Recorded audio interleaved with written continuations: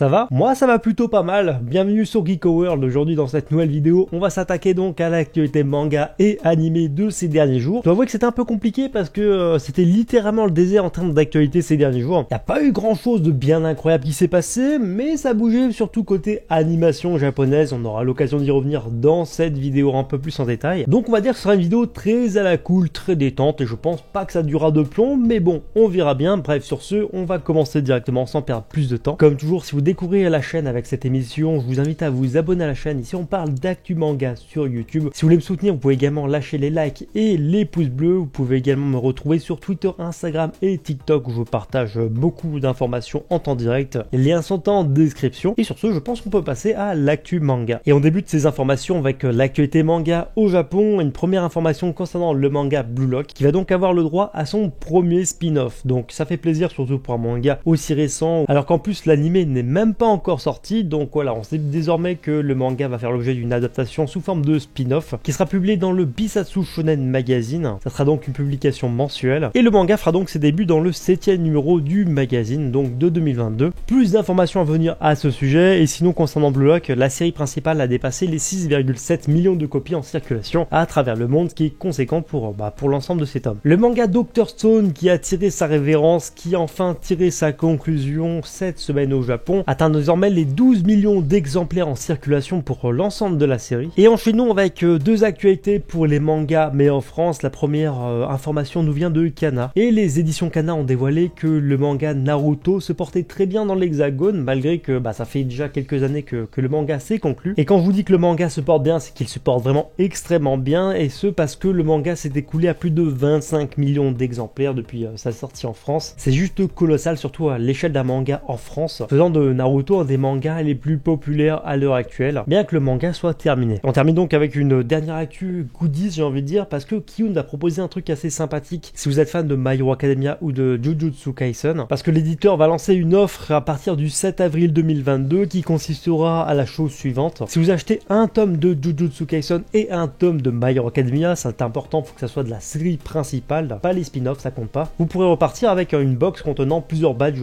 à l'effigie de votre série préférée, et ça sera donc une offre qui marchera dans les librairies participantes. Me demandez pas la liste, j'en sais absolument rien, demandez à votre libraire. C'est un petit truc un peu accessoire, voilà, entre nous, ça sert pas à grand chose, j'ai envie de dire ce genre de choses, mais ça fait toujours plaisir, c'est toujours la petite récompense en plus pour les fans. Voilà pour l'actu manga, il n'y a pas grand chose qui a bougé, donc voilà, on va passer directement à l'animation, où là c'est déjà un peu plus complet, même si ça se centre beaucoup plus sur des visuels. Dans un premier temps, si vous êtes fan de l'anime Classroom of the Elite, il faut savoir que la saison 3 de l'anime a été annoncée, alors que beaucoup de monde pensait pendant des années qu'il n'y aurait jamais de suite justement à la première saison. Et non seulement la saison 2 arrivera cet été, et la saison 3 arrivera en 2023, donc on va avoir un gros enchaînement par rapport à cet anime, et on a appris que la première année de lycée justement dans l'anime sera entièrement adaptée. Sortez vos agendas parce que ça sera indéniablement un des animés de l'année. L'anime Spy Family sortira le 9 avril 2022, et à l'occasion de l'approche de la sortie de l'anime, on a eu le droit à un nouveau visuel qui rend parfaitement hommage, je trouve, à l'ambiance du manga, et ça lui rend parfaitement hommage par rapport à l'atmosphère qui se dégage du titre. C'est pas quelque chose de révolutionnaire, mais voilà, on va dire que ça permet de combler la patience des fans en attendant le 9 avril. L'anime Le Requiem des Rois d'Héros s'est offert son nouveau visuel, tout comme d'ailleurs l'anime Shaman King, donc le remake version 2021 qui s'est offert donc un nouveau visuel pour célébrer l'arrivée du climax de la bataille finale, de l'arc qui est en cours bien sûr. Vous l'avez sûrement vu passer en avis, mais bon, je vous partage quand même parce que c'était pas encore fait. Il y a eu tout simplement le dernier poster pour le film d'animation Dragon Ball Super Hero qui est sorti. Le voici, ça révèle pas grand chose. Bon, ce poster est un peu plus sympathique que les précédents, mais mis à part une nouvelle transformation entre guillemets pour Piccolo, il y a rien de bien intéressant je trouve par rapport à ce nouveau film. Film qui devrait apparemment sortir en France d'après certaines rumeurs, mais je pense que là aussi on aura l'occasion d'en reparler. On va poursuivre sur notre lancée des visuels parce que l'anime Komi-san a eu le droit justement à une saison 2, vous êtes sûrement au courant. Et on a eu le droit au nouveau visuel pour cette saison qui sortira donc le 9 avril 2021. 2022 plutôt, on va éviter de se tromper d'année. Et il y a un truc pas mal aussi qui a été annoncé, c'est un peu passé à côté parce qu'il n'y a pas beaucoup de monde qui ont partagé cette information et pourtant je la trouve assez énorme. Il va y avoir un nouvel animé pour Pokémon et c'est une nouvelle adaptation, on va dire, sous forme de mini-série comme on avait déjà eu il y a quelques années avec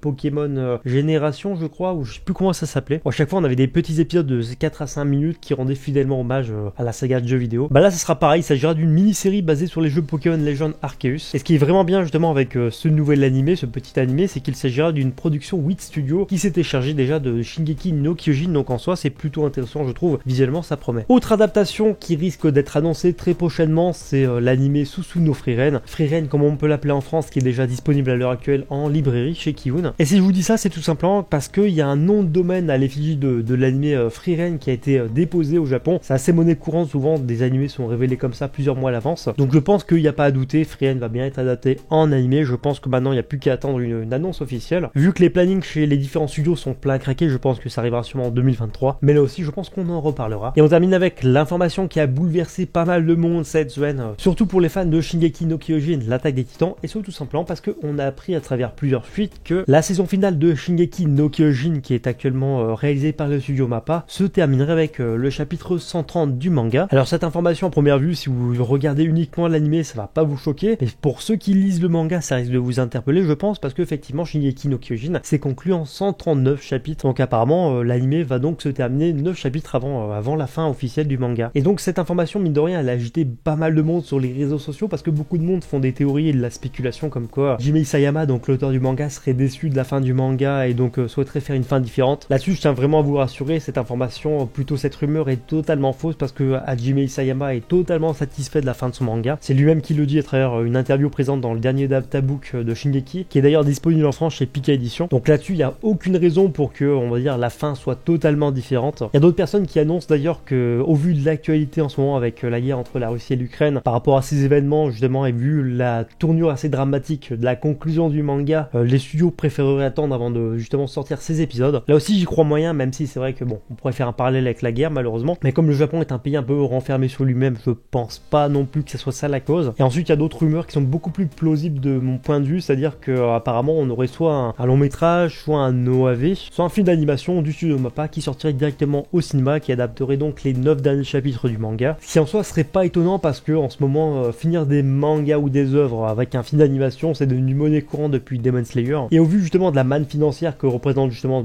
le fait de sortir un film d'animation au cinéma, je pense plutôt que le studio MAPPA va plutôt s'orienter vers ce filon-là. En tout cas, moi à ce niveau-là, je vous tiens informé, vous inquiétez pas. Mais soyez sûr, en tout cas, rassurez-vous, si vous êtes animé only, on va dire, vous ne passerez pas à côté de la fin du manga. Et sinon, voilà, globalement pour l'actualité de la semaine, encore une fois, j'espère que cette vidéo vous a plu. N'hésitez pas à me dire justement ce que vous pensez de l'actualité de la semaine dans les commentaires. Me dire également quelle est la news qui a le plus retenu votre attention. Et sur ce, écoutez, je vous dis à bientôt pour une prochaine vidéo.